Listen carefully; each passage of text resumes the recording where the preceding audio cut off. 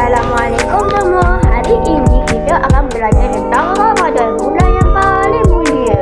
Dalam surah Al-Baqarah Allah ada sebut, dan barang siapa sakit atau dalam perjalanan lain dia tidak berpuasa, maka wajib menggantinya sebanyak hari yang ditinggalkannya itu pada hari-hari yang lain.